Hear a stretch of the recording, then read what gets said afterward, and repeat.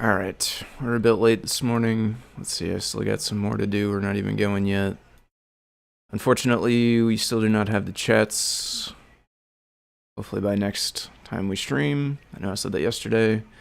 Obviously we didn't make it. Say it again. Hopefully by next time we stream. It is a little bit further away. What is all of this? I don't need that. It is further away this time, so hopefully we can make it come true.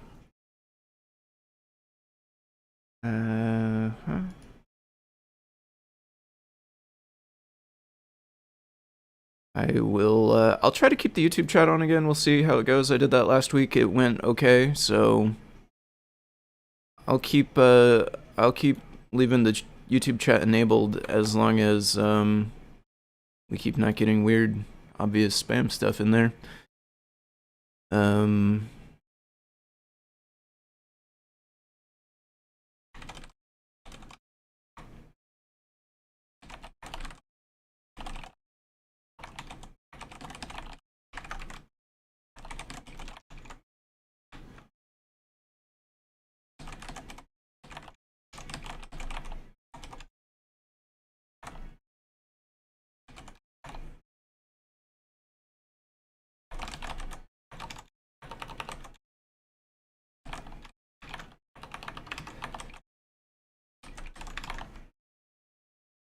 But yeah, also just like yesterday, we will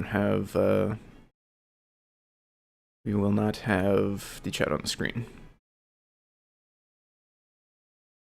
What? No.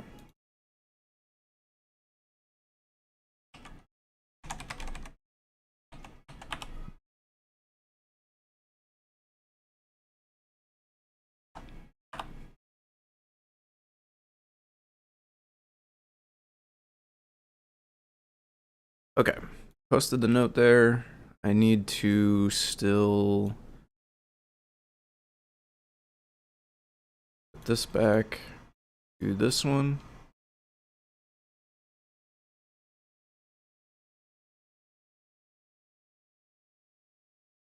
And pause these, I think. I don't think we need these as long as the chat will keep running.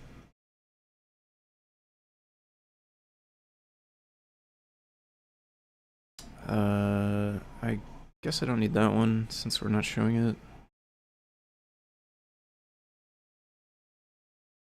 Okay, and then one more thing I need to do before I can get started. Well, not before I can get started, but one more thing I am going to do before I do get started is get my headphones so that we don't have any potential audio bleeding through to the microphone. I think it's pretty good at cutting it out, but I think sometimes it bleeds some through, so ideally try to go with headphones. So, BRB.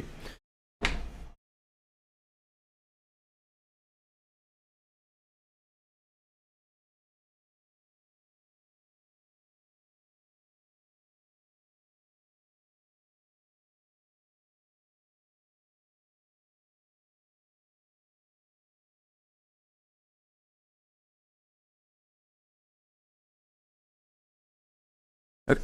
Fortunately, I did not plug it in, so hopefully battery will last us. Yes, I know you're not connected, or maybe you're connected to my phone. What would happen, isn't it?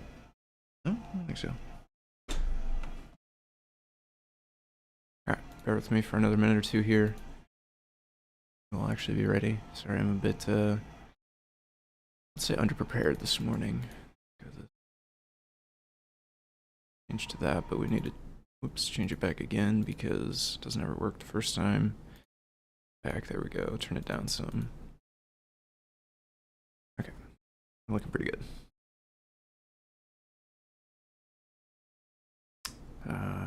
Yeah, like I said, I'll keep the YouTube chat up. I've got it somewhere where I can see it, so if anybody's got questions or comments or anything, you can drop it in the YouTube chat, unlike normal for this stream. Try to catch it in there. If we do get weird spam, then I'll probably turn it back off, but give it a try. Well, YouTube has gotten a bit better at jumping down on some of that.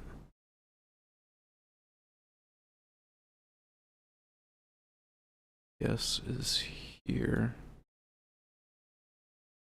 keep this somewhere where the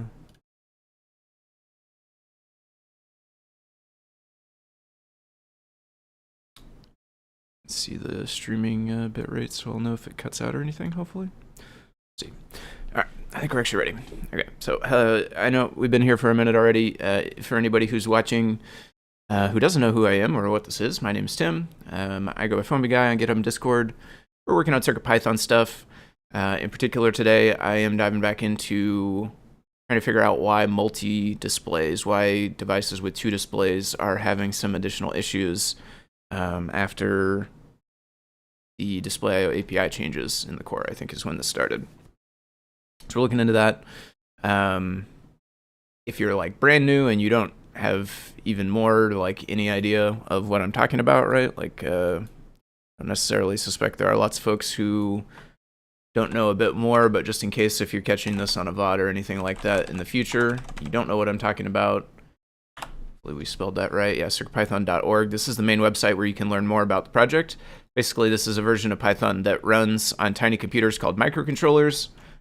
Today, I am sort of interested in this one right here, Monster Mask, which happens to have 2 displays built into it. These microcontrollers come in all different shapes and sizes, obviously, like the one with the 2 screens back there, but there's also ones with all different capabilities built in, different built-in hardware like keys and screens and knobs, or LED matrix plugins. Others are more generic with just I/O pins, like this Raspberry Pi Pico here just has all the pins along the side, and you can connect whatever things you want to it. It doesn't necessarily have anything built in except the bare basics to make the microcontroller run. So we're writing Python code that runs on these devices, and that's kind of what this is all about. CircuitPython is an open source project. Anybody is allowed to use it. Anybody is allowed to port it to your own device to add support for it and things like that. It's all funded by this company, Adafruit. This is their website, adafruit.com. They're paying the folks who work on the CircuitPython project. There's a team of folks who work full-time on the project who are paid by Adafruit. There are people like me who are paid to work on the project part-time. There are also other ways that they're contributing money, I should say, as well. They contribute money to MicroPython as well, which CircuitPython is a fork of. So, like, if you want to help support the project, one of the ways you can do that is by purchasing hardware from them, which of course allows them to keep paying all the folks working on it, paying into the MicroPython project and all these things that they do. We'll head to, it's not necessarily super duper relevant, but I did have this one pulled up yesterday, which I think is one of the better ones to start with. Although, worth noting, I think that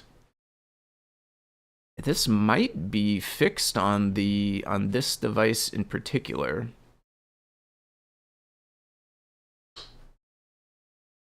It might not, also, I guess. I have not tried their exact code. Of course, I don't. Well, but they gave the fonts, I suppose. Maybe we could try this person's actual. But I don't have the same displays, right? They're using 2 ST7789s, which is, ironically, that is actually, I think, what the Monster Mask has, but I wouldn't have a way to connect them to other S2, I don't believe.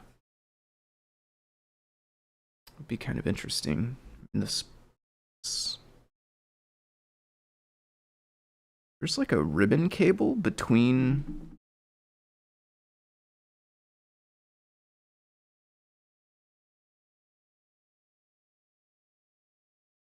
where there's the ribbon cable that comes off of the display.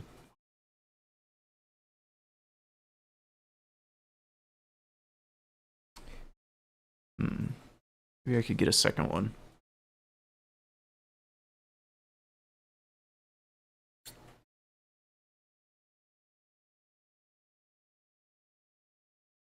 Anyway, I do think this exact thing that is documented here is actually solved at this point from a PR last week, but we do still have some trouble.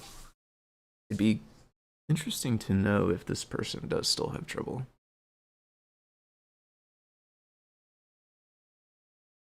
Arian. I think maybe they're relatively active. I see their name pop up on Discord and stuff. GitHub.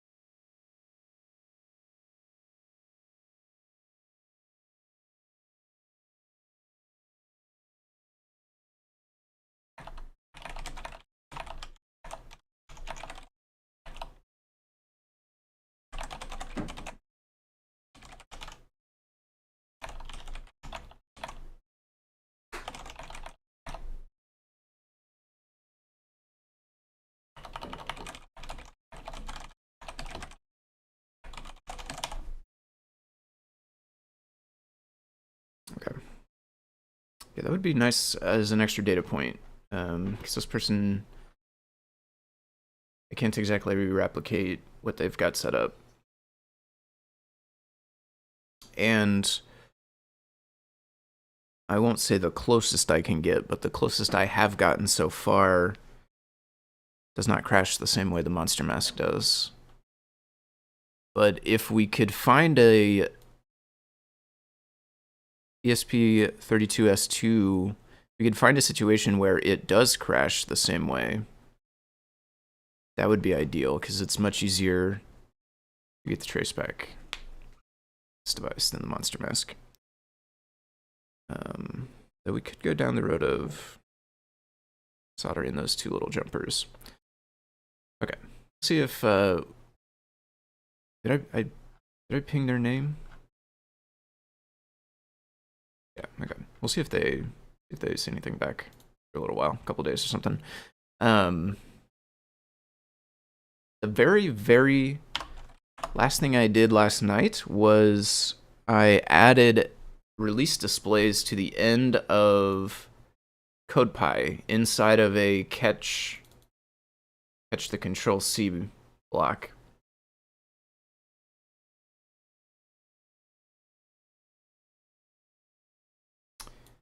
And this actually changed our error. How's it going, C. Grover? Good morning. This actually changed our error from the hard crash to now just an exception raised, which is a step in the right direction. And if I recall right, the exception said basically that the left screen SPI bus pin was in use when we tried to initialize it. We're gonna go Control D.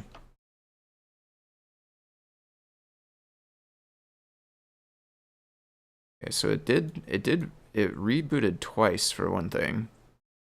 We also do have a sleep. There's a really, well, I mean, not really long, but kind of long. It feels long when you're waiting on it. 5-second sleep before anything happens. That was to try to distinct between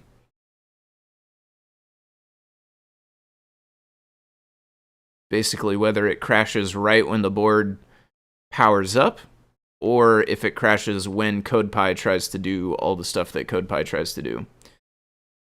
And in this case, it is the latter. It is when it tries to initialize. Well, probably don't want that. Whatever happened. It's when we initialize this. And it's basically when we try to initialize the SPI bus all the way inside of here, if I recall right. I know we saw this yesterday. I'm just kind of trying to get back into where we were at. So, yeah. And we have just called release displays here, which ordinarily should have made it so that that was not in use, I think.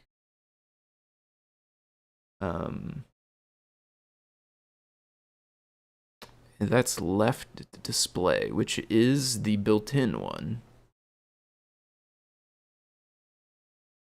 I mean, is there any reason to believe that sleeping after this would change anything?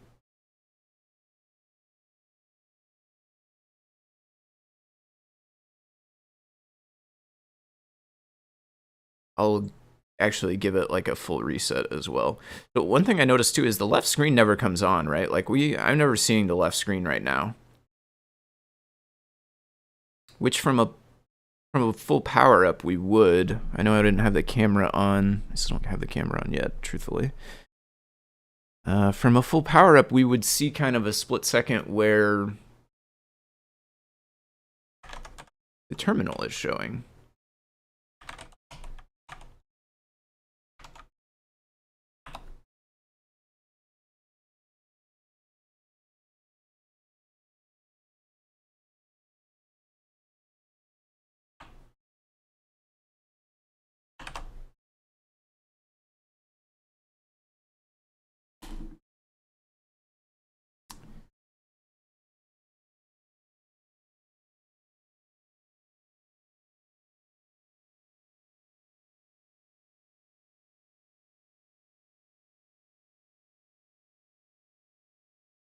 I'd have to try another device. I guess I don't know what is the expected behavior from... Should probably try that though. What would be the expected behavior of a device with a built-in display? Single display. Obviously, I think we had throw a wrench in it with the extra probably, but what would be the expected behavior of calling this at the end of CodePy? When you Control C, my expectation would be that you don't see the REPL, which does match what happens here. But I think my next expectation would be if you Control D. Well, it shouldn't reinitialize the display though. The display should just have kept living. So if you Control D, if your CodePy doesn't initialize the display, like if it's a built-in display, your CodePy doesn't initialize it, then it would, yeah, I think it would just not be showing anything. Maybe if you reference board.display, it would fail, honestly. If you call show or root group set, it would probably fail. Because the board init is separate from the Control D that's kind of just starting CodePy.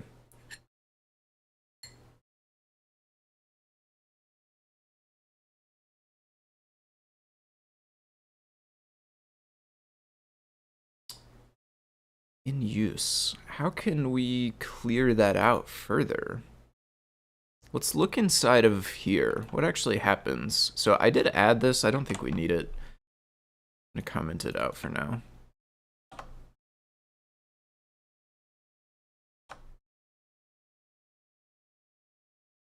Okay, right. This would be in display IO init, probably. I need to make one of these scopes again. That was not it.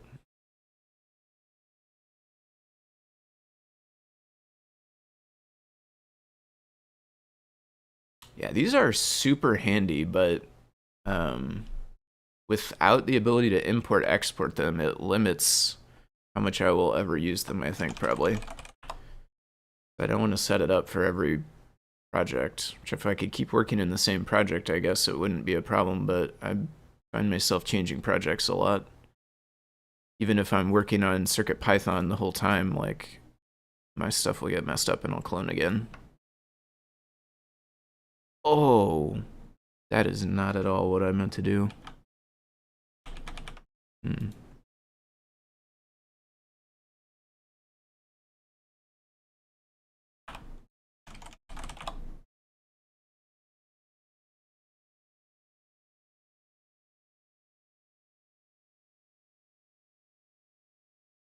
See, I feel like I should have just gone through the list. It's cool. Once we get this done, it'll be there. Yeah, I'll do that for now. Why not?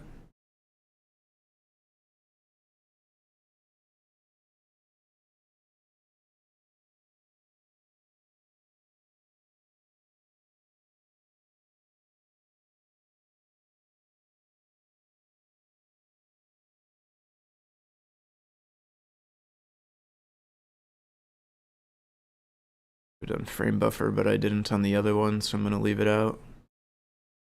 Or parallel display.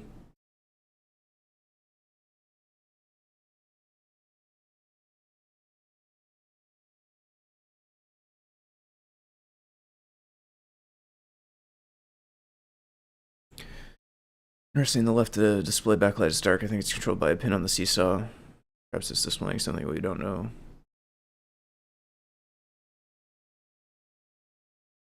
Yeah, that's a good point. Is the left one through the seesaw? Let's look back in the library code. It will tell us.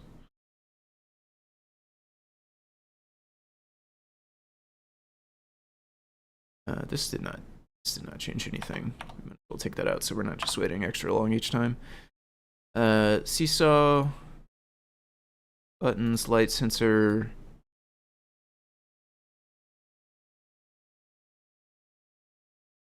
So that's interesting. There is a manual reset, which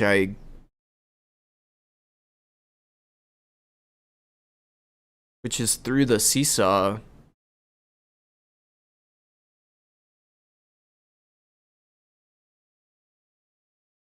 Reset displays would not be calling that, would it? They're like, this says board init. Yeah, there's no board dinit or board reset.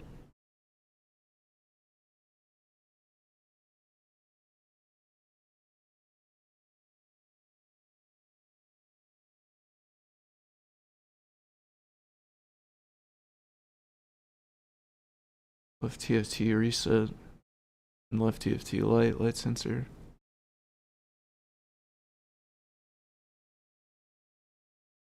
Doesn't this take a reset pin or something? Backlight pin.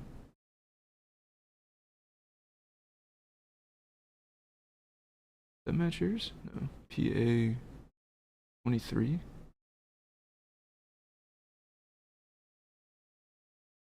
It might be different. I don't know.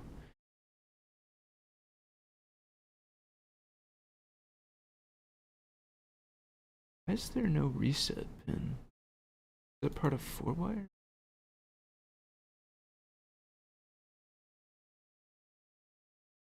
TFT reset.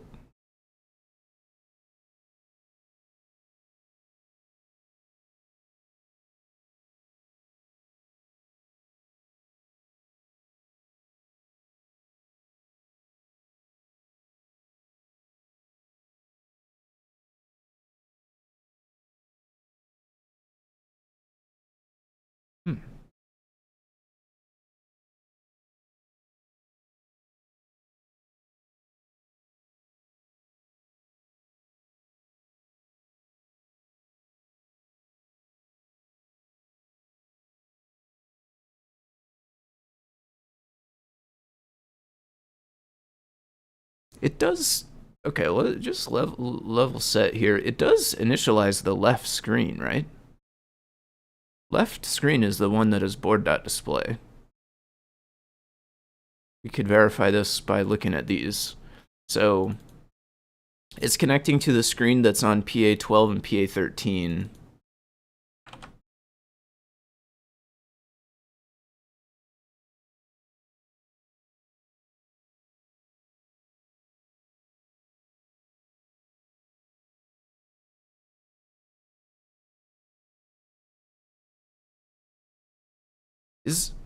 Hold on. Is the right screen the default? Is that really true?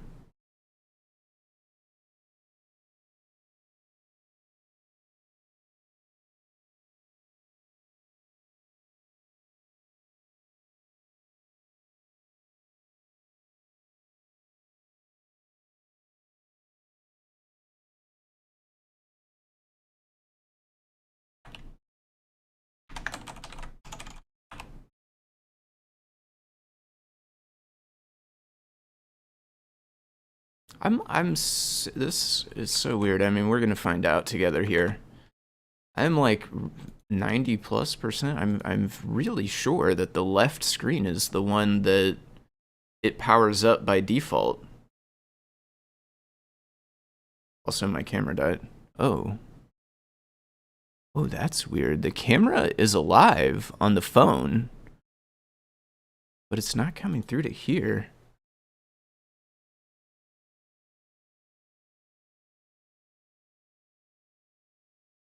Okay, that's interesting.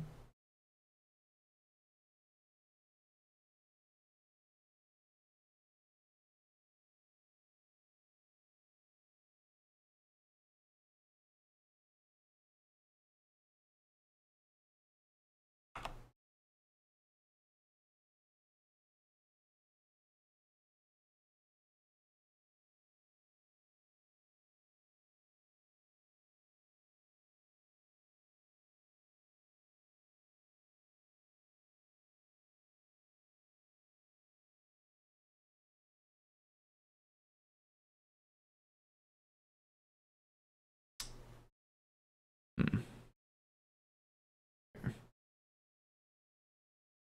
Uh,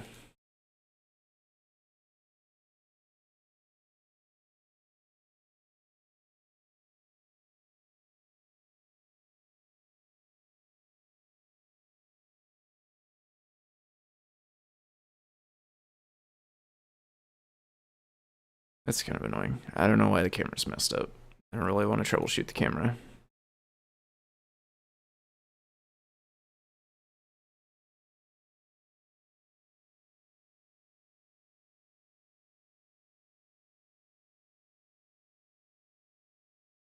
That is weird.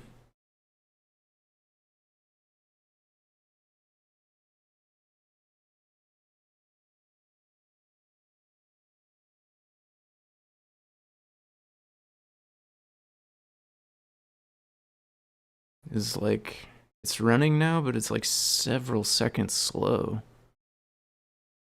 I don't recall ever seeing it do that before.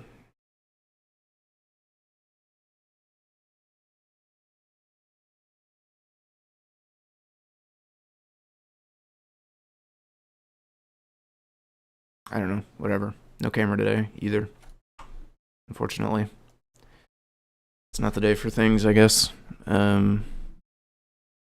Here, I guess I'll reboot the phone it's on. We'll try one more time after it reboots, but I'm not gonna jack with it after that.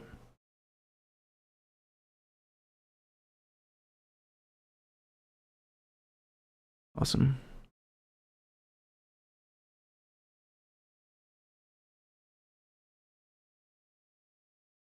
Beautiful.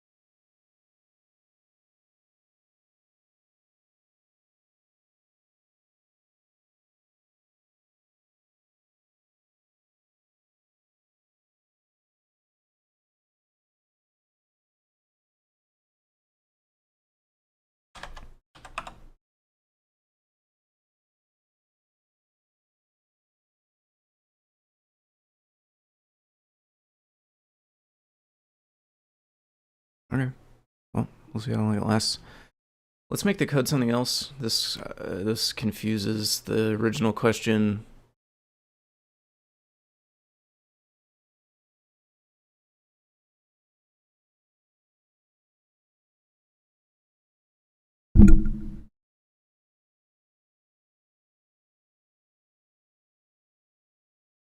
Which is what screen is default? What screen is built in?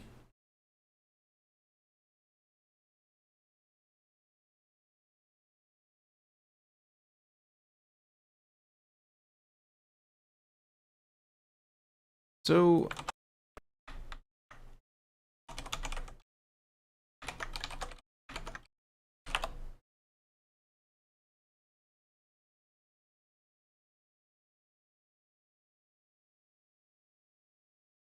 Did I not? I swear also... Boy, it seems like there's more going wrong with this device. I swear yesterday that I duplicated this file.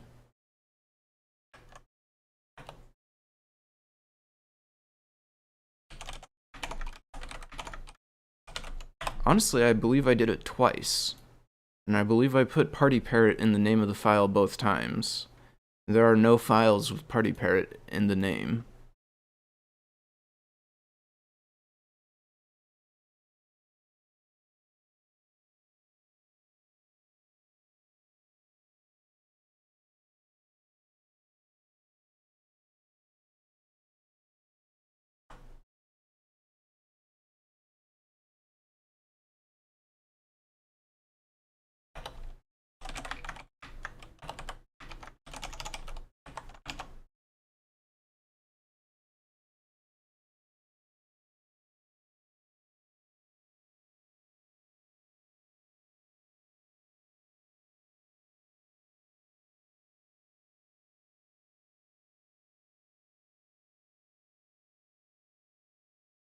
Okay, right.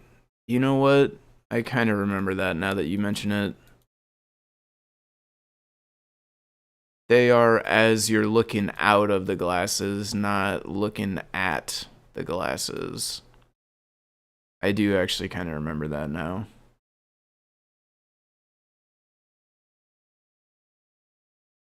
So maybe, okay, that's good to know.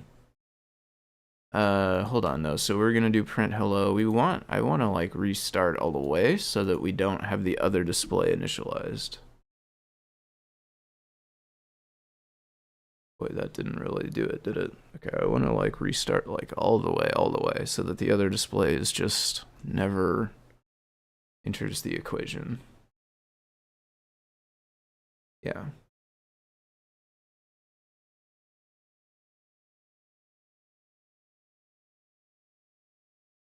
So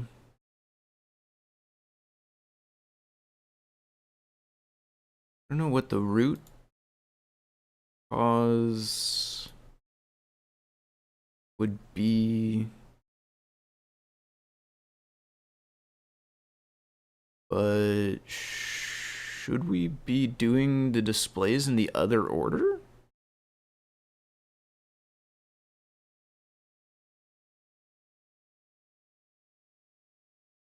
We are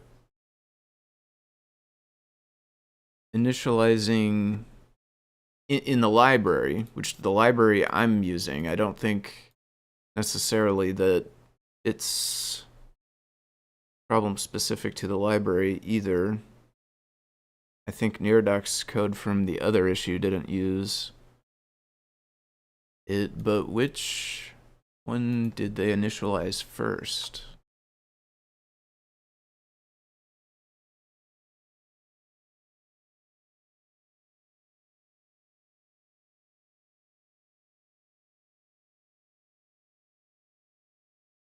Left.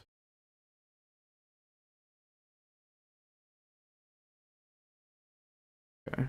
So they're not using the library, but they are doing it in the same order. I wonder if we should be doing right first. Because we seem to switch.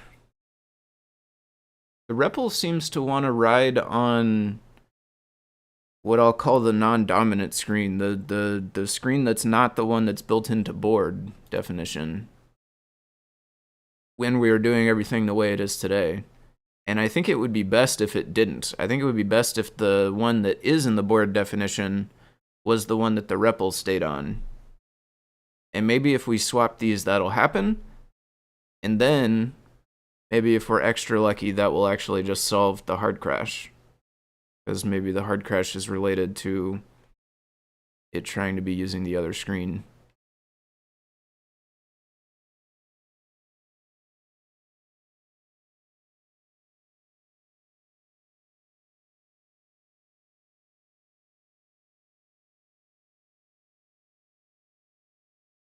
Because, yeah, the right screen's backlight and reset are both directly connected, whereas the left screen, they're not. They are connected through the seesaw. So the left screen, and this is backwards from how I was using right and left earlier, but this is more correct to how the device is supposed to be. This is the left screen. So like when we say left, it's as if we're looking out of these glasses. The left screen, its reset pin and its backlight pin are both on the seesaw, which means the core, can the core reset it? I don't think the core probably can't reset it. I don't know.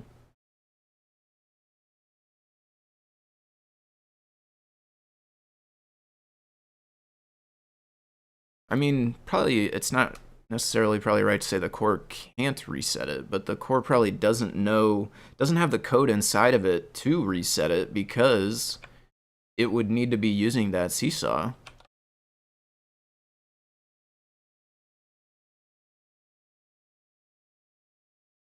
Did we do the entire first display before we even touched the seesaw? Didn't I delete this? Okay. It's not...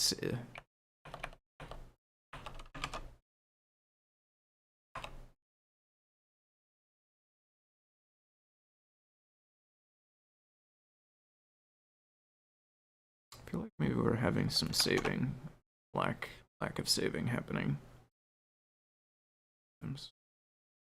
I just saved, it rebooted, it said hello, that's what's in CircuitPy, everything is fine so far. Let me catch up on the chat as well and move this thing out of my way. Let's see, yeah. Would make sense the right TFT is the default. Yeah, totally. When it stops working, the default display goes dark and the seesaw control display is frozen. That's true. Those statements are both true. It goes dark. Well, it was going dark because of, I think it was going dark because of this. If we had not put this in, then I think the right display would not have been dark. But the left display does stay frozen, which is typical of the left display in my experience. If you turn on and draw something to the left display and then do anything short of power off, like no matter what else you do, go to REPL, Control D, overwrite CircuitPy with a new CircuitPy that doesn't actually touch the left display at all. You know, no matter what you do, the left display is kind of just stuck frozen, showing the last thing it's shown. It doesn't, which makes sense probably, right? Because it's reset pin, the core doesn't do anything with it. We should probably, I guess, be resetting the left display only here, maybe, like, or something. I don't know. There's not really a good, like, shutdown callback. I mean, ideally it would be like before you shut down, maybe deinitialize the left display, but I don't know if that works. Seesaw still runs even if the M4 has crashed. That's true. That's a good point. Might solve the pin in use error. The left TFT is left in its last state when the M4 crashes. Ah, okay. M4 crashed and it kind of stayed there. Yeah. I wonder, we almost kind of want, I feel like we almost kind of want a release single display, which I don't think we have, do we? I think I ever did actually get in and look at what happens when release displays gets called either. I was headed there at one point. Got sidetracked by scopes and then sidetracked by the next thing. I mean, is it sidetracked really? I don't know. It's still all part of the same thing I'm looking into. Whoops.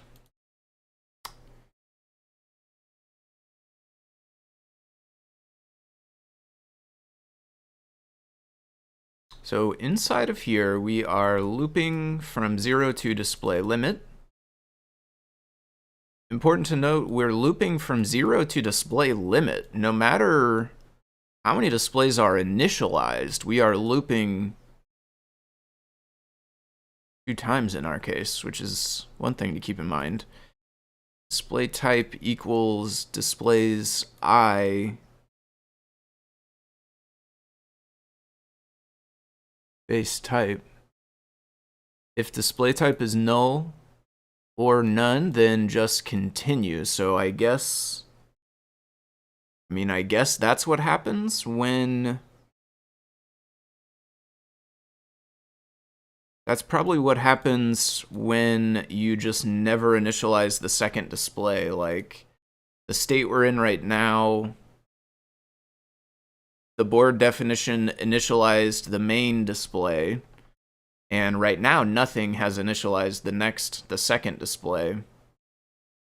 So I would assume that we are coming through here on that second display. I guess would be I equals 1, but I'm not sure.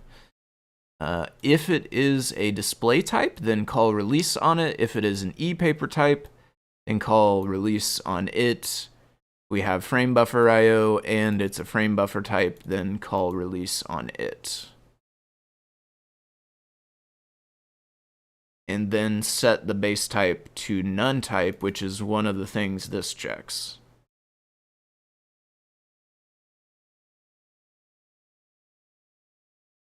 Okay, and then after that, after this whole loop has happened, we are gonna loop again. Interesting. Okay, we're gonna loop again. We are gonna go bus type. We are also checking on this thing here for the bus type. So presumably that would also be another case where that's none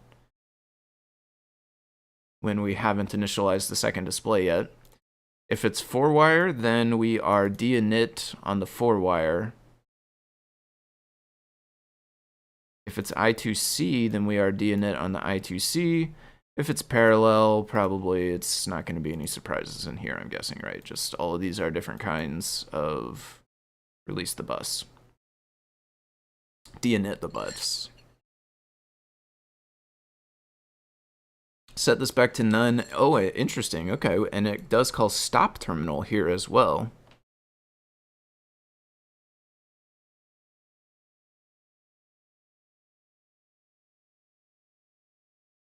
Reset displays.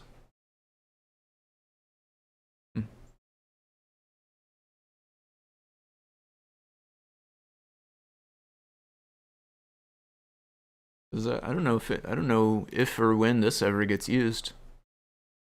PC collect.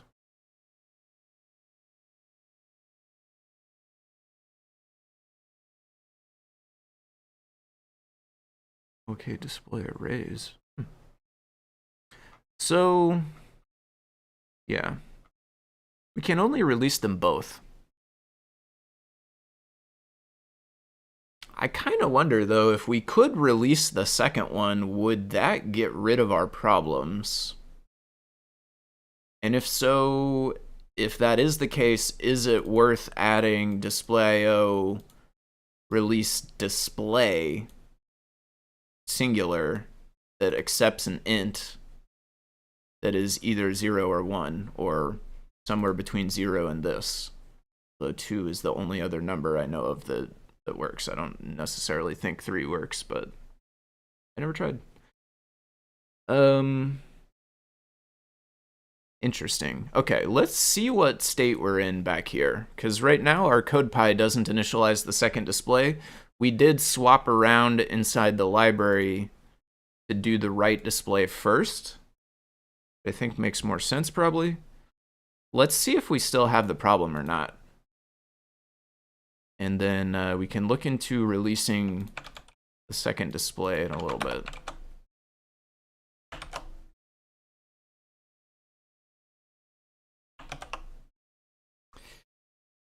This MCU can't be manually or programmatically reset except through power on and off if I'm reading the schematic correctly. Ooh, waiting for an I2C command.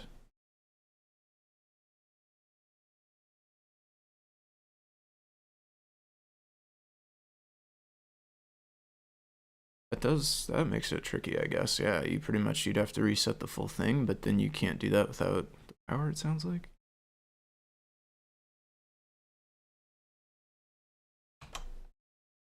Try this. So this should I mean, it will release. Well, like it failed is really what it did. Oh, nope. Oh, time sleep. Yeah, it has time sleep in there. So it's going to release both. It's going to reinitialize both. And this time it's going to do the right display first, then the left display. I almost wonder if we should have tried without this. It's okay. We want to see all the cases, I guess. So I'm going to control C, which is going to cause release to run. The right display is blank. So up to here, we basically have the same thing. This is blank. This is frozen in the last state.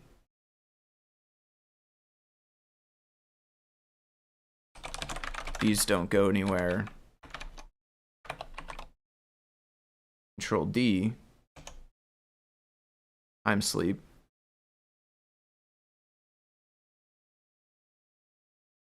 Swapped.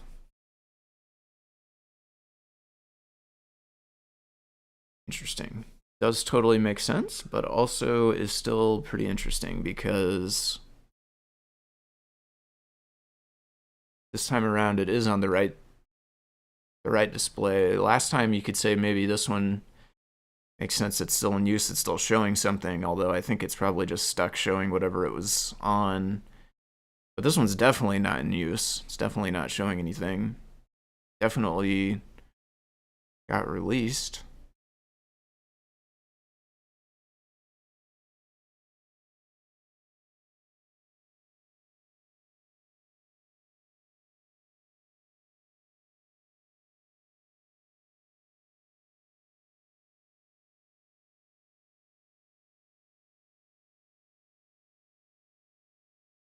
PD1, so it's as soon as we try to initialize the SPI.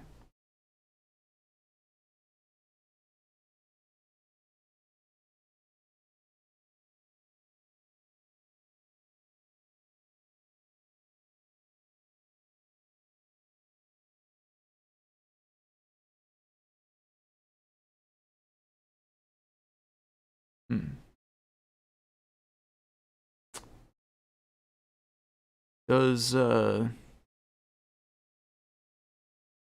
calling D init on the bus. Okay, let's see what it does without this, actually. I'm curious about this too.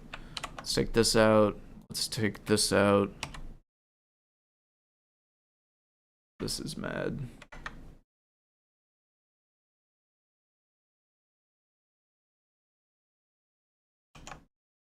And at first it's going to do the same thing as before.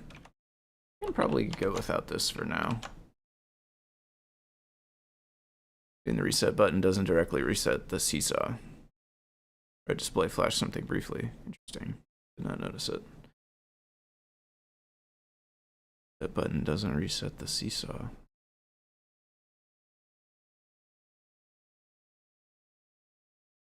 We will need to. So I think if I do just reset button, I think it will work after that. But if I wanted that one to go blank before it got released, the only way to do that would have been pull the power, I think. But actually, but hold on. Why did... Well, it didn't go blank when it got released, I guess. It went blank after it got reinitialized and it started drawing something. So it does kind of, yeah, part of our issue, well, I don't know if it's part of our issue, but part of the weirdness certainly is that release displays doesn't release this one. When you call release displays, the main display goes dark and the backlight turns off and everything about it seems off. But not this one.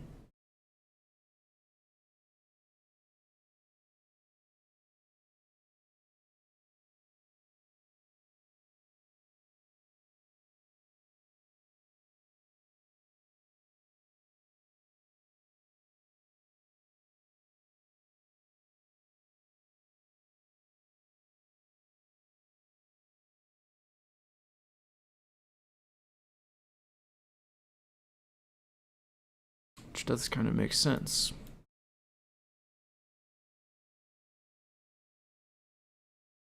Deinit. Can you deinit without reset, I wonder? So what happens when we do this?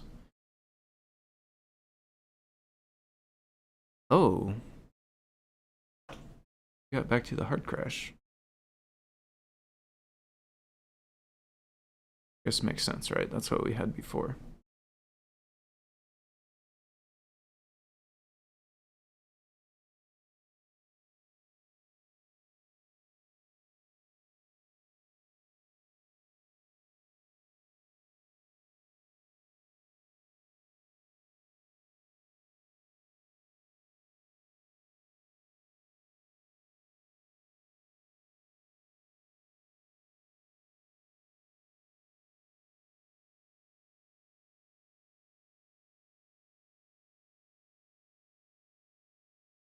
Okay. I'm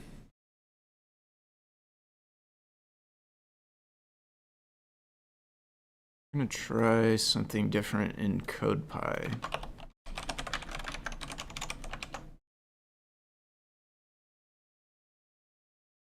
It's currently hard crashed. It's not running CircuitPy. I'm gonna plug it, which will de-init the left screen. Goes back to just printing hello.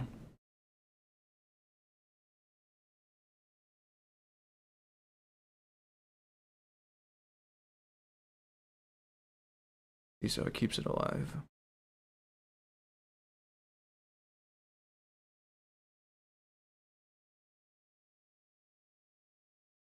Why does the seesaw keep it alive, though? Keeps the backlight alive, I guess. If we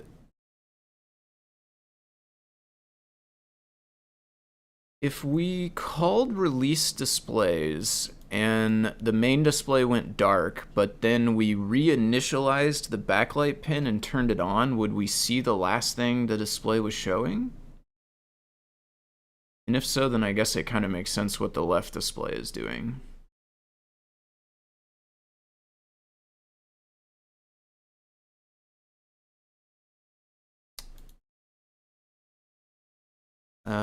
What I want to do is figure out when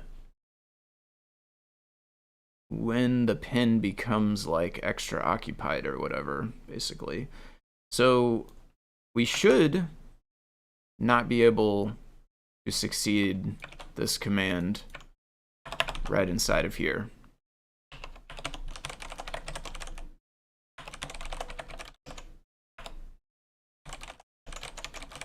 Just going to validate some things that should be true. This should raise an exception because the pin in use. This should be the same exception we were seeing a bit ago, pin in use.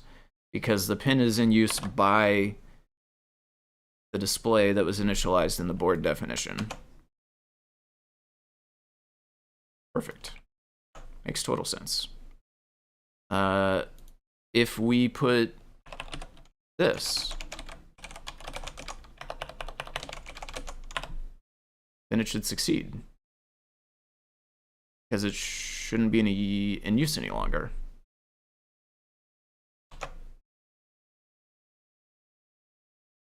And the display will go away, which makes sense.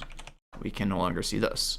If we control D, same thing happens again. This time it was already none because nothing has reinitialized it. So technically this probably didn't do anything the second time around.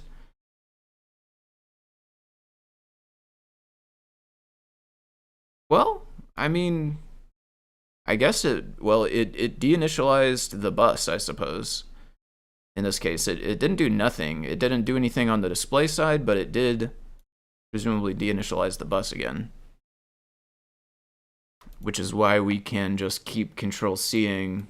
So like technically right now we're kind of like here. We're like at the end of this script has run. This bus is actually still alive, presumably. And if I control D, then we're gonna loop, and at this point now that previous living bus will get deinit finally.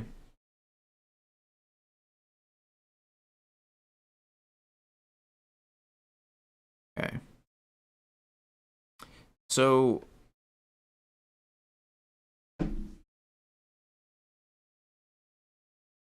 So, but this does succeed. So why then, when we had this,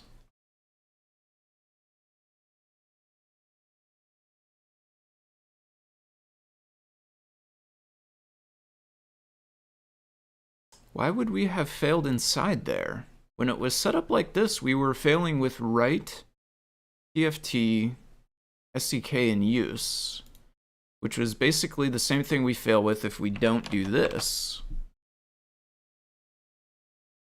Except for the fact that we did do this twice, technically. Once at the end of CodePy, and then once just a few lines before this.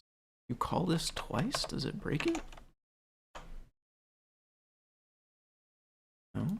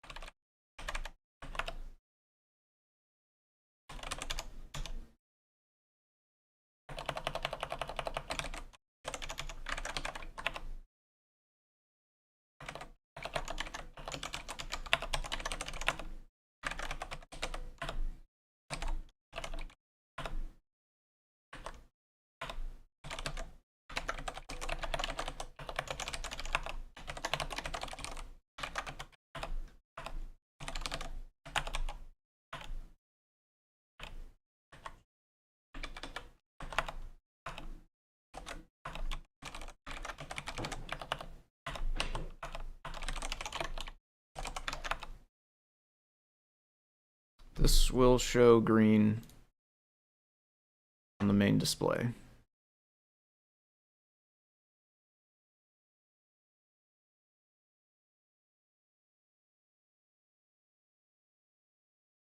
Yes.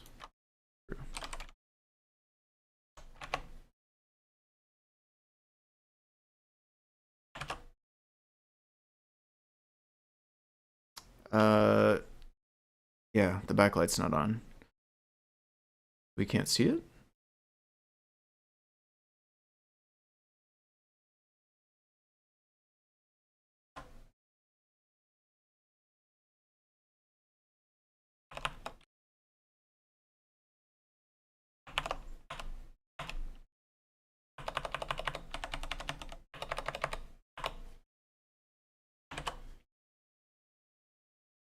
Does release displays send I2C commands to the seesaw to change? Does the release displays send I2C commands to the seesaw? I don't think so. That is green. It's coming through a little bit white looking because it's washed out, but it's actually green. Look back inside it. What is that? Background? Oh, is background, is that what refreshes it when auto refreshes on, maybe? We're looping to display limit, we're looping over displays, we're checking the base type.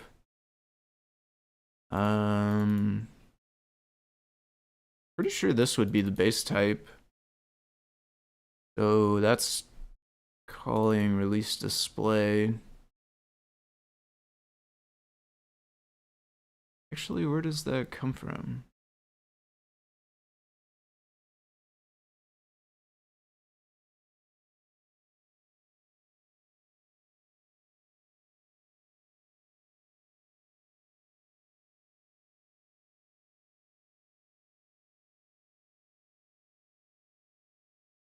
I don't know where that's defined.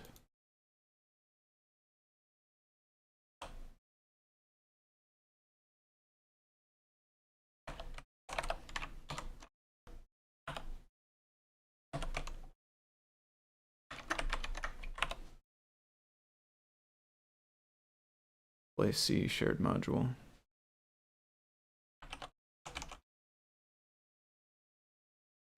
This calls to the core.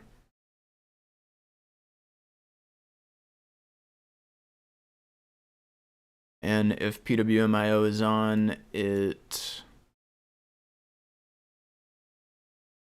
checks if it's PWM type, and if so, it tries to deinitialize it. Else, if it's digital IO type, then it tries to initialize it that way. Else, if no PWMIO, then it will just assume digital IO. So the core one.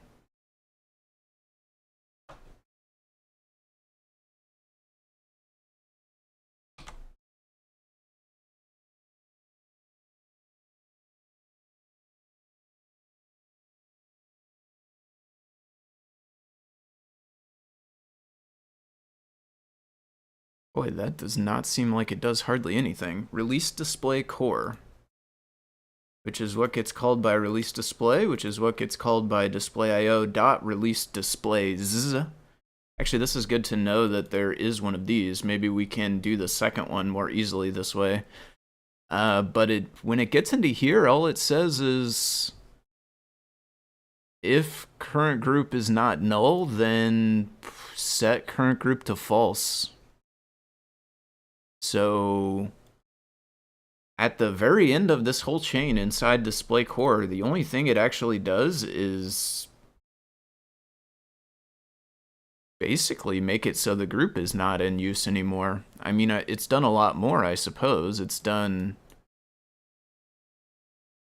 turn auto refresh off. It's done tried to handle the backlight here. It has tried to, well, no, this is where it called that, what we just looked at. But then here it has also tried to deinit the bus.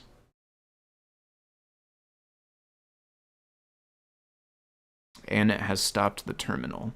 So basically the things that happen for each display inside of release displays when you call it, the things that happen for each one of them, it calls ultimately into here, which tries to turn off and deinitialize the backlight, and calls in and disables auto refresh and calls into the core, which bounces the group basically out of it, tells the group that it's no longer used. Then for each display it does that. Then it goes through each one and finds the bus and deinitializes the bus. And then it calls stop terminal. Those would be the only things that are happening. It is definitely not sending, as far as I can tell, it's definitely not sending any kind of I2C command. It's not interacting with the seesaw at all. Frankly, I think the code in here, I think, does not even know the seesaw exists, honestly. It's not only is it not interacting with it, I don't think it even, like, knows the seesaw is there.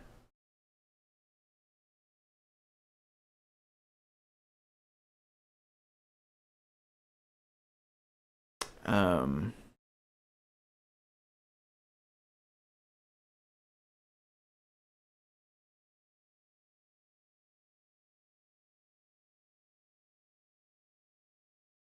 okay. So right here, we should be able to just get this to display green over and over.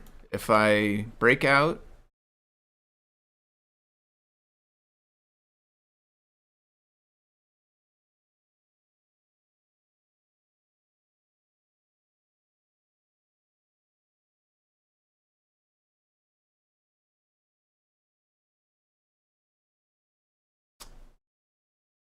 hmm,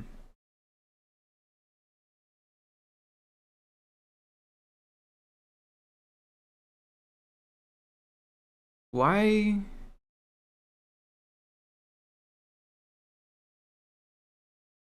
Why don't we see the ripple? Because this time we don't have release displays here.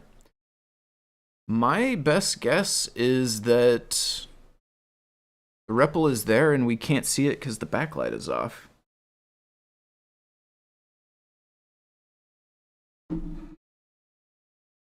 Does this work? Can you like the thing?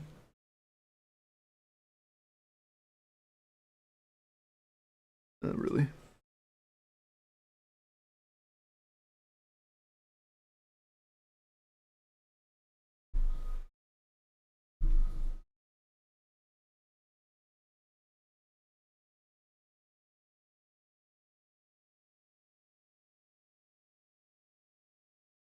But should the backlight be off?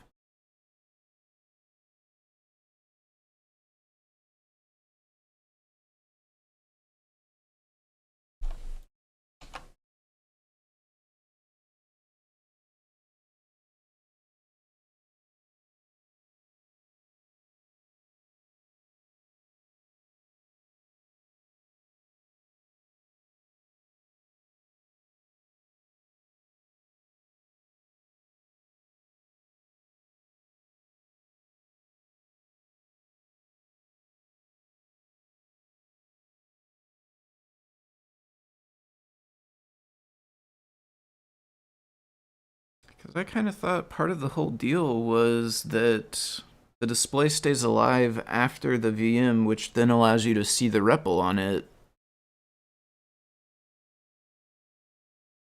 We didn't call release, so it should still be alive.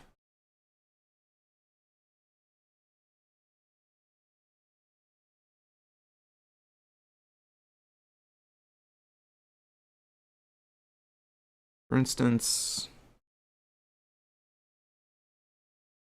this is set up on one of these ones. I spy. Well, this is all kinds of weird though, isn't it? I like made a board definition for this, I think, right?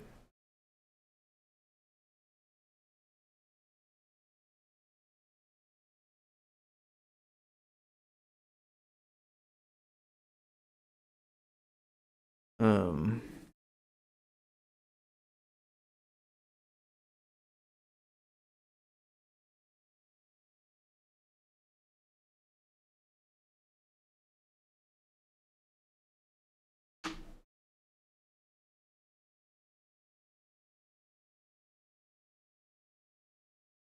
okay, taking a slight detour into figure out how things are supposed to behave land. There's display reset. Does release display call that as part of its process? I don't think so, actually.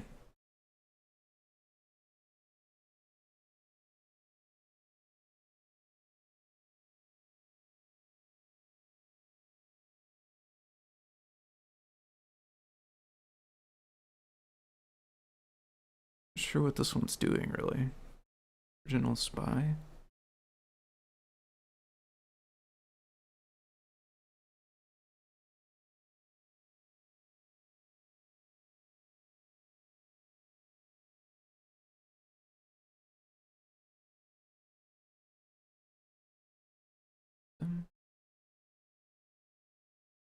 Um, Yeah, I don't see it getting called anywhere. This one, reset displays. Let's look in grep.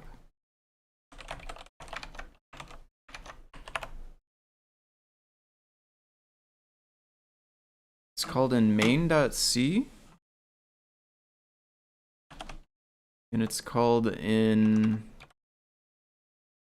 No, and it is defined in the file we're in. It's called in main C is the only place.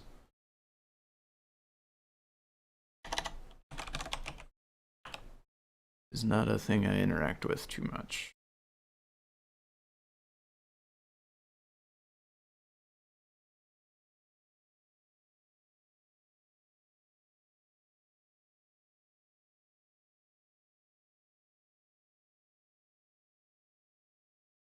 Up after VM.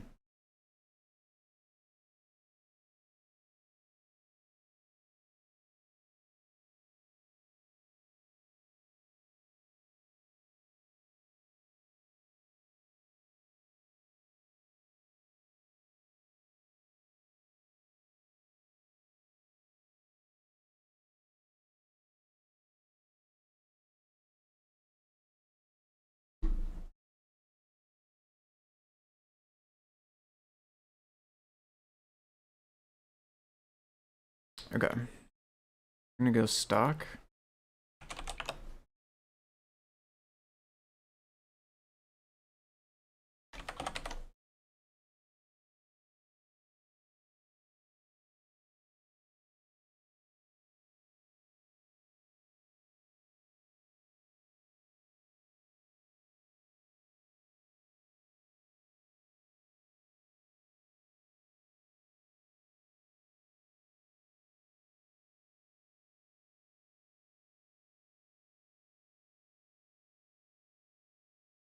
How's it going, Paul Keller? Good morning. I need to get another coffee, honestly. Started my coffee early this morning. It was pretty much gone by the time I started streaming. I was already running late, so I didn't stop making fun. Maybe I'll go and do that here in a minute.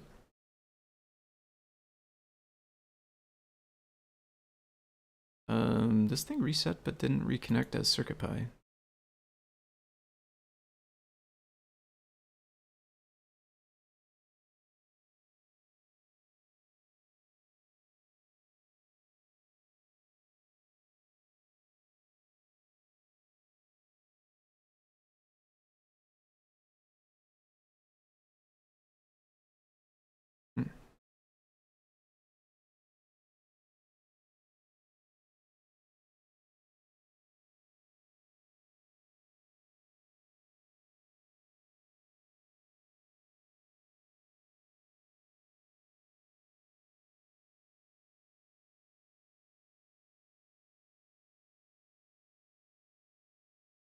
Okay, that's weird. We're deep in the rabbit hole this morning already, Paul. Right now, I'm trying to understand what is the expected behavior on a device with a built-in display. Yeah,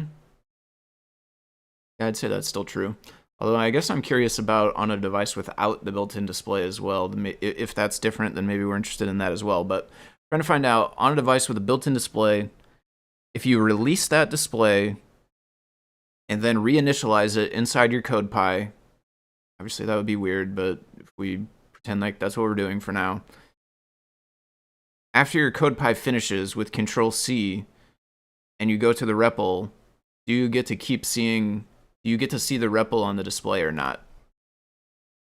I thought you did, or I thought you would, but that is not what we're having happen on the Monster Mask with its built-in display. When we're even only still looking at the single display on it, not even, I mean, we have done some stuff with the second one already, but the thing I'm looking at right now is specifically the single one initialized by itself without the other one. Should we still be able to see the REPL afterwards? I feel like we should.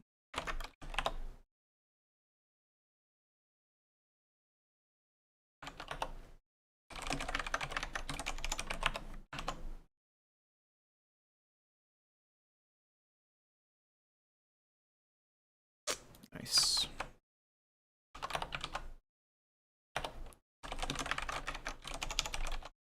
So I am swapping to a different device entirely. We're going to a base, stock install CircuitPython. We're gonna basically I'm gonna basically just release this display and then initialize it manually from CodePy. In order to do so, I need to know what kind of display it is, though, and I do not.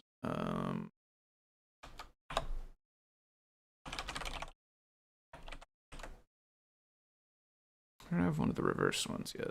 Assume it's the same display, but it's your display. It just says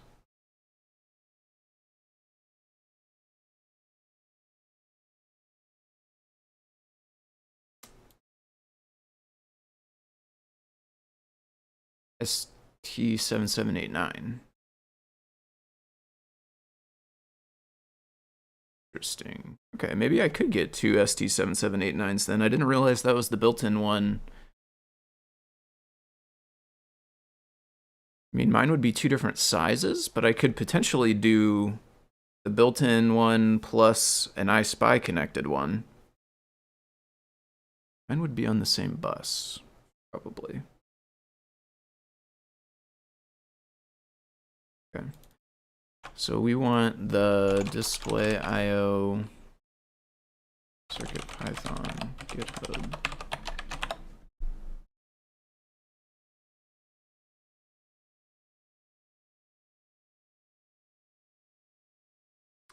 .240 by 135.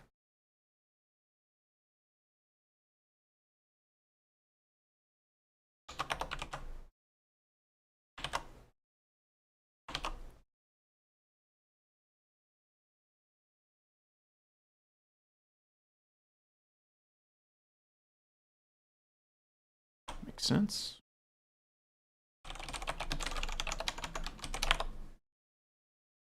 Yeah, I'm gonna run and get a new coffee actually. BRB.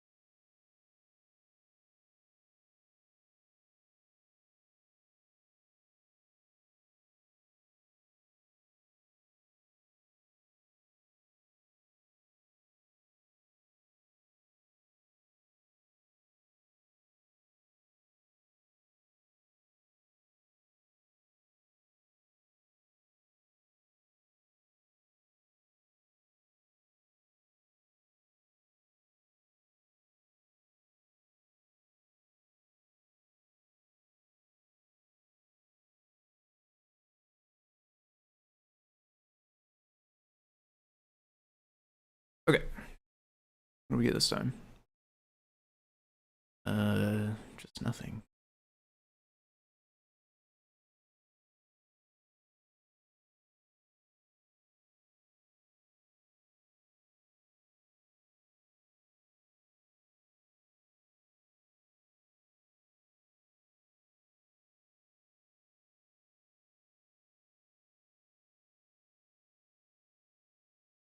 Best guess is either one of these or where's the reset pin?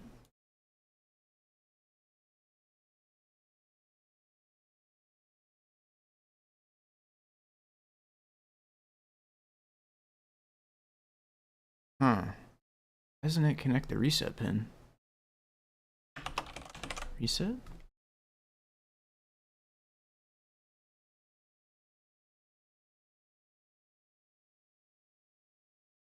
Have a reset? RST connected in this picture. On this breakout, obviously this breakout's different than what's on, not the same thing we're using, but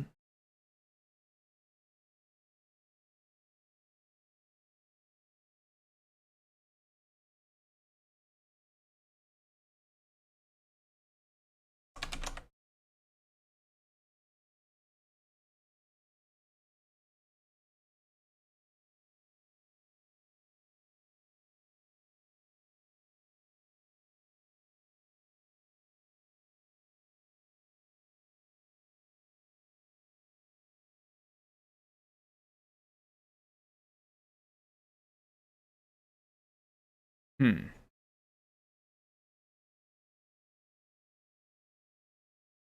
Okay. My next guess then is that we have a different spy bus, maybe?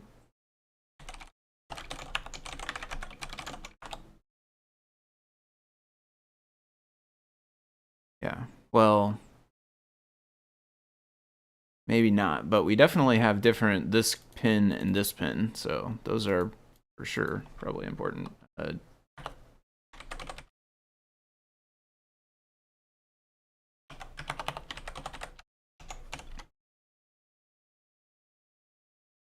Actually doesn't really mess with backlight this example either, so we'll see. Hopefully the backlight will come on. Not all mess with this pin.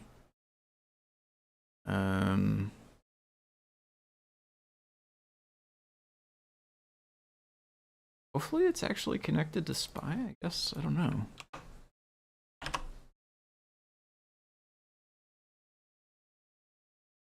Oh, right. We're in here still. There we go. Okay, backlight's on. It did reset itself somehow, so that's pretty cool. Oh, there is TFT reset.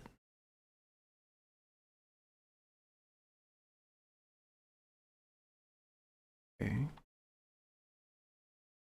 Yeah, see, so I can still...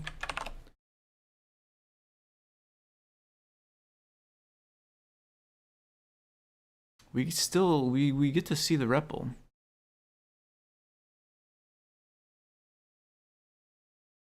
I'm gonna pass in the reset pin. I don't know. That's weird that it exists, but it says it's automatic, but...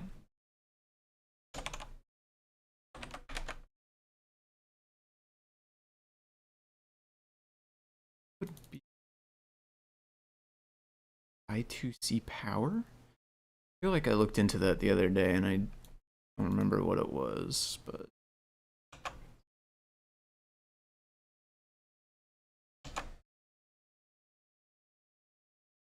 so this one can reset over and over, everything's fine, and when we get to the terminal, everything's good. We get to see the terminal. The REPL. But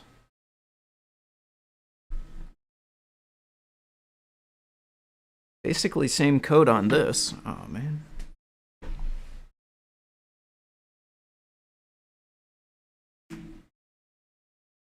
Basically same code on this. I mean, it's drawing something different, and it's obviously like, oh, I should have plugged that in, huh? It's a different display, it's a different main device. Obviously there are lots of differences, but kind of high level conceptually, we're doing the same thing. We are we are releasing the built-in display, which is built into the monster mask the same way it is built into the other we were working on. We're releasing that, we're initializing it, we're drawing something onto it, and that's it. We just wait after that, which is where we're at now. We have green on the display. Again, it's washed out, but it is green. And as soon as I Control C,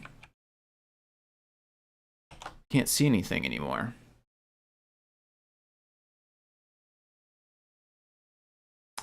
The only difference, I guess, is the backlight.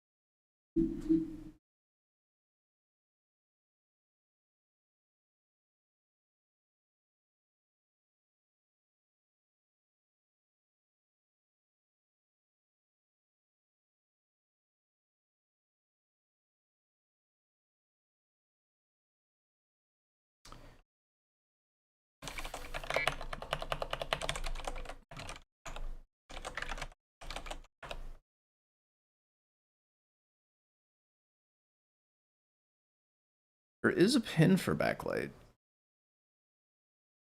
but we didn't do anything with it. And somehow we can still see the display.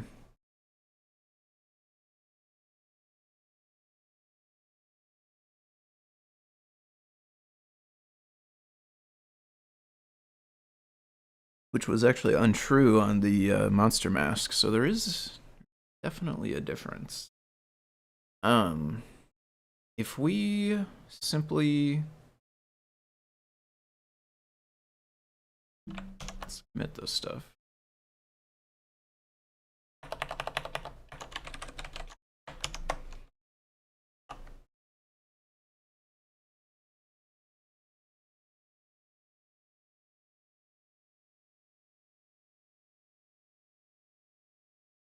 Back to me. What if we make only one change, which is display limit 2? Does the behavior change at all? That would be also a difference between our feather and the monster mask. Those are the only two differences that come to mind for me, though, are the monster mask actually has a 2 there, and we have seen that it is doing the loop up to 2, so maybe that is affecting the order or something else about the way it works. And then the backlight, those are the only things. We just find it as 2.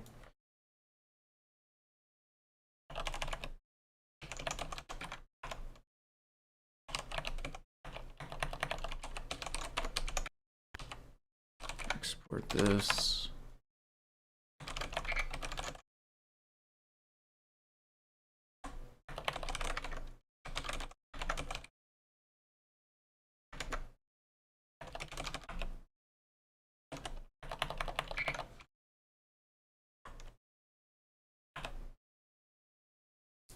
Make that. See if we still get the same behavior where we are able to see the REPL. If we are, then I'll try to replicate the backlight, I guess. We'll try to manually take over the backlight, but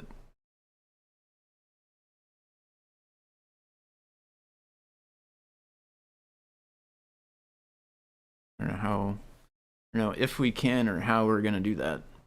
Because I suspect if we try to use that pin, it's just going to tell us pin in use, probably, right? Like something has the pin held high, so like it's in use.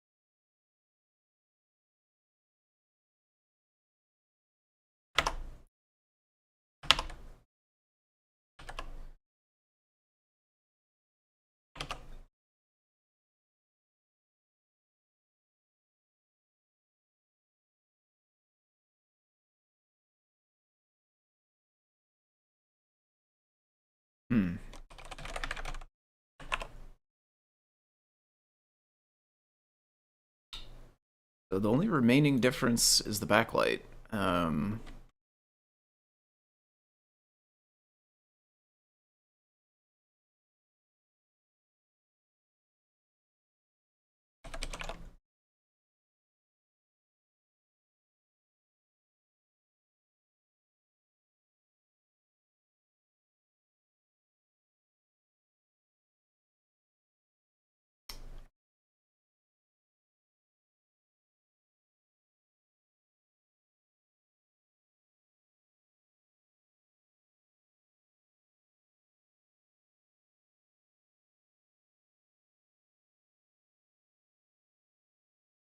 It just gives it backlight pin 45.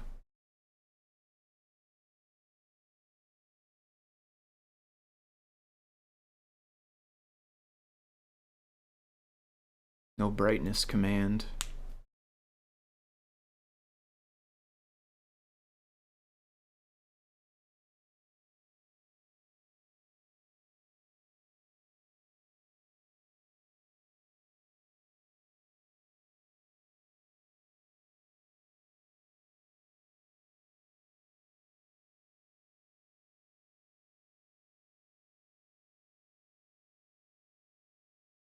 This one also has no brightness command.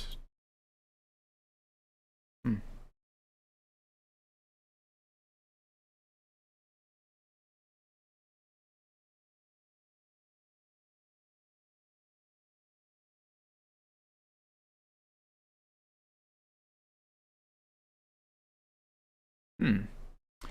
So that is another difference, which is that when we don't, this code on the ESP Feather does not touch backlight at all. Nothing touches backlight in this code. Is that true? Yeah, nothing touches backlight in this code. On the monster mask, when we did not have anything touch backlight, it didn't work, or I should say it worked. The code ran, presumably successfully, but we couldn't see the result.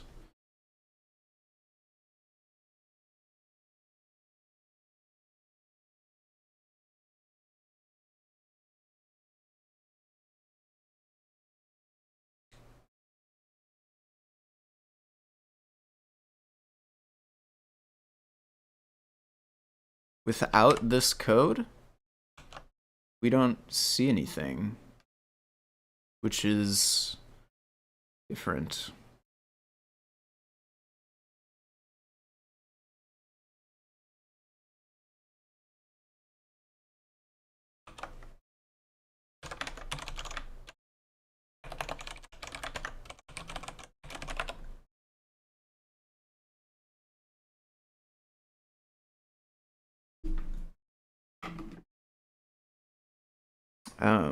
I probably will not get to the bottom of this today. I am probably going to be wrapping it up pretty soon. I gotta run to the store. I will actually be running to the store to get some new storage drives to hopefully get my main computer back up and running on new storage drives. That's the plan right now, I think. As much as I'm not really looking forward to the surgery of removing the GPU and everything that's in the way of the storage drives. Did this right after here. I mean, what if we just try it, I guess, right? I don't know. Not called that. It's called TFT backlight.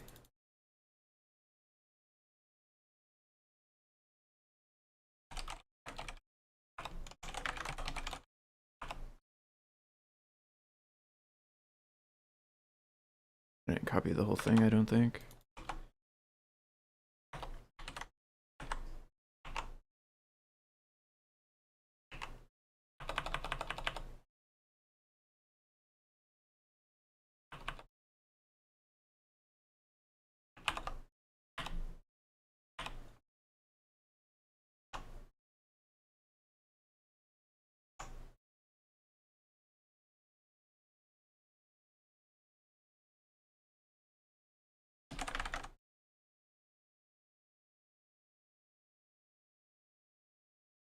everything works the exact same. Fascinating.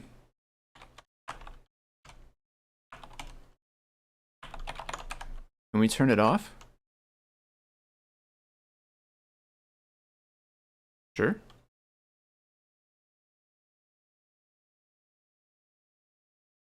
And if it's turned off, then we would not see it. Okay. Turns back on. Okay. Yeah. Monster Mask has 2 separate spy buses, I don't recall, but is release displays able to deal with multiple separate buses? I think so. Well, okay. Everything that I think I know so far is not set in stone. I reserve the right to be wrong or change my mind about anything I'm about to say. With that in mind, I think that release displays fails. That's probably not the best way to word it. I think that release displays does not do all of the exact same things to the second display on the monster mask that it does,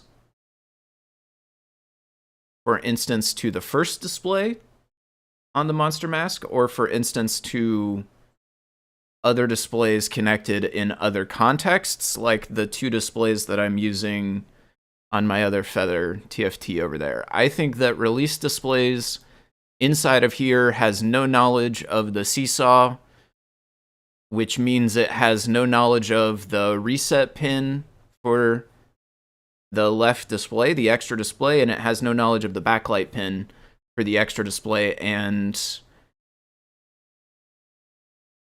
although I guess I don't see anything in here that I recall that is touching the reset pin, certainly we did find code that was touching the backlight pin.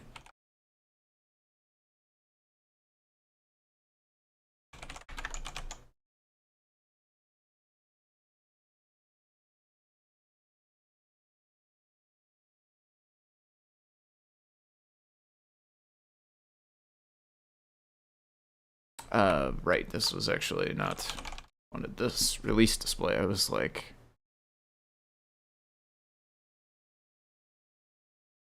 here, if PWM is active in the port, which it is for our port, if, I don't know where this came from, but if this base type is this, then dinit. This would fail. This would not do the same thing, I should say. I don't know if fail is probably not the right word, because it's not crashing, I don't think, although maybe it is part of our crash, I guess. But this wouldn't be able to work because it doesn't, this pin is on the seesaw. It is not actually gonna call through the seesaw to get to it, I don't think.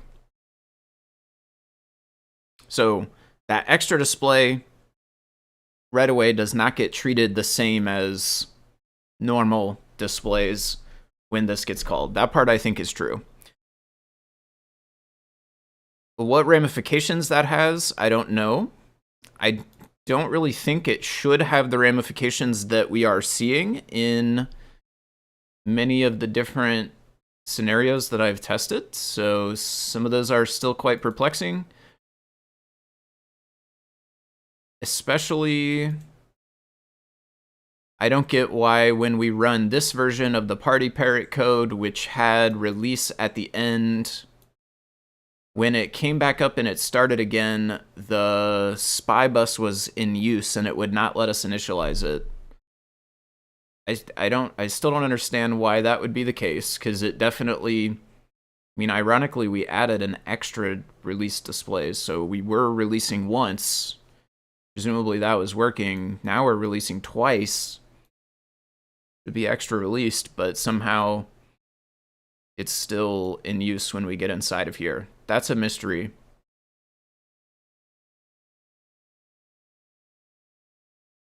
And honestly, my guess is that mystery is probably tied together with the hard crashes, honestly. I am guessing the hard crashes are the core failing to gracefully handle the fact that that pin is already in use.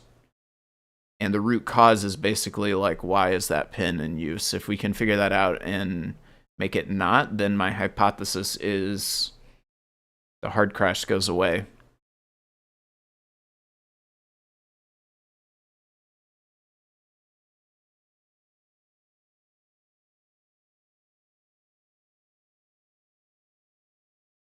But I don't know for certain. And then the other thing I will say that's weird, that's an unknown. Why do we get to see the REPL here? I don't understand why we are able to see the REPL here, but not on the monster mask with the single built-in display.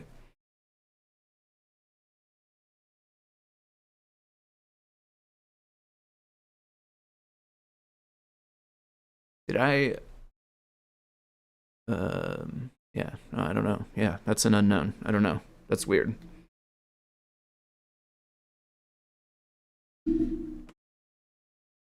Suspect that release doesn't properly remove root group in some cases, making it still believe that it's in use and therefore can't add it again. I would believe that. I do believe that, yeah.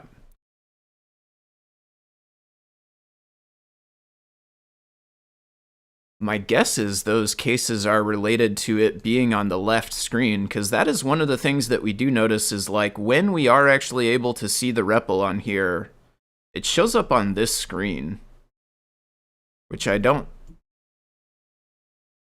think it should. I think it should be over here. So that's another part of this, I guess, is if we could figure out why the REPL shows up here and change it to where it shows up here instead, maybe that would get rid of our hard crash. But maybe not also, I don't know.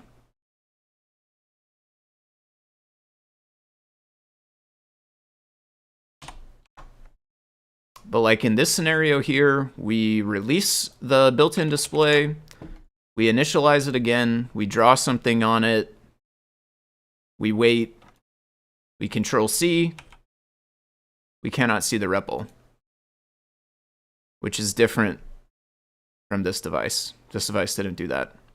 And I tried to equalize them as best as I could. I recompiled this to have display limit 2. I changed the code in here to mess with the backlight. Same way this one does. Same way this one is necessary on the monster mask. It did not seem necessary on this one, but we tried it anyway. And in all scenarios, this screen can see the REPL. This screen can't. Right now. Somehow it's trying to bounce the REPL. I bet you it's trying to bounce the REPL to this one, which is why it ends up over there if it's actually initialized. Yeah, I think that's probably what we need to fix first. If we could fix that, I think maybe some of the other issues go away. But that is going to have to be a thing for a different time because I'm about to head out for now. So thank you for hanging out, folks. I know we did not necessarily create a whole lot today. This was a lot of just running and looking and running and looking and trying to figure out how things behave. I feel like I have a good grasp on the different ways different things are behaving in different contexts. We still have some work to do to figure out how to tweak the behavior on this one. And hopefully if we can do that, it will either solve our problems outright, or another option that would help us is if we could get our problems to appear on this device, then we can use the debug pin. That's kind of where I'm at for now. So have a good day to everybody. Have a good weekend and all of that stuff. I appreciate you all hanging out. I'll hang out for a minute because I see a couple folks are typing. Monster Mask library sets up both displays. It would show how to use the seesaw for the backlights if I understand the issue. I am doing it. Yeah, no, I stole that code from the Monster Mask library, and I am manually taking care of it in the code that's on here, and it works. It works while CodePy is running, but as soon as you Control C, now it's gone. So yeah, it was necessary. I did steal it out of the monster mask library, but we still do have this oddity. I don't get, after we're made it to there, I feel like it should still be visible, basically. One thing I don't know is the display on and just the backlight's off, or are they both off? We don't know. I don't know if there's a good way to tell the difference, but that's where we are at for now. So thanks again, everybody. I will see you all next time. Thanks for hanging out.